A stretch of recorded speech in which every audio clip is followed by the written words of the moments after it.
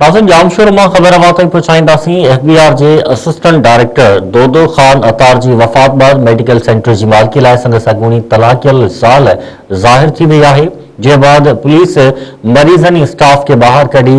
Medical centre seal करे छॾियो आहे। तफ़सील मालूम था जामशोर मां इरफान बुरफ़त टेलीफोन लाइन ते मौजूदु आहे। इरफान बुरफ़त, कहिड़ा तफ़सील आहिनि, आगाह कजो। जी, सिंध यूनिवर्सिटी हाउसिंग सोसाइटी में जेको आहे असिस्टेंट SBR डायरेक्टर जेको आहे दोदो ख़ान अतार हुयो, जेको कराची में ड्यूटी जो सरअंजाम ॾींदो, जंहिंखे जे वफ़ात बैदि जेको आहे संदसि अॻूणी घरवारी जेको आहे साइमा, डॉक्टर साइमा तरफ़ां हिन सेंटर जी मालिकी कंदे जेको आहे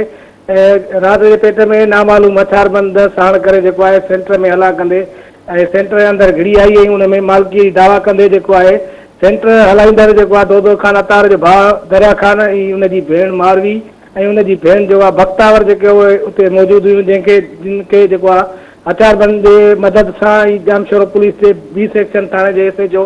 जे मदद सां जेको आहे उन्हनि खे मारकुट करण बैदि उन सेंटर खे ख़ाली करायो। उते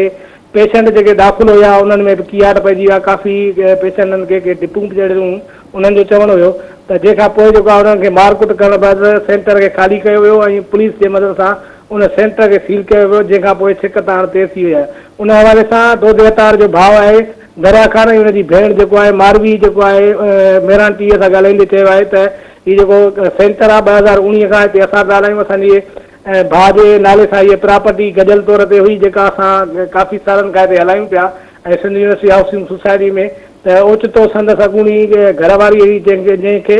2022 में असांजे भाउ तलाक ॾेई छॾी, साइमा डॉक्टर उनजे मदद सां जेको आहे हथियारबंद वठी असांजे सेंटर ते हला करे सेंटर ज़ोरीअ ख़ाली करायो वियो आहे ऐं हिन मरीज़नि खे कढियो वियो आहे ऐं स्टाफ खे कढी ऐं जेको आहे उहो पुलिस हिनखे सेंटर खे ताला हणी छॾिया आहिनि। जेको अमल जेको आहे गैर क़ानूनी आहे, हिननि चयो आहे त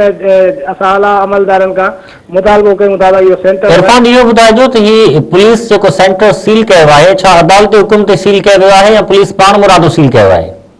उन हवाले सां मुंहिंजो बि राब्तो पुलिस सां थियो हुयो, पर इहो आहे त पुलिस तरफ़ां जेको आहे अहिड़ो को लेटर जारी न कयो वियो त को अदालती हुकुम ते को सेंटर जेको आहे ख़ाली करे असां सील था कयूं। बाक़ी उन्हनि ते जेको आहे ॿी जेके दावेदार धुर आहे, जेके दोदे ख़ान अतार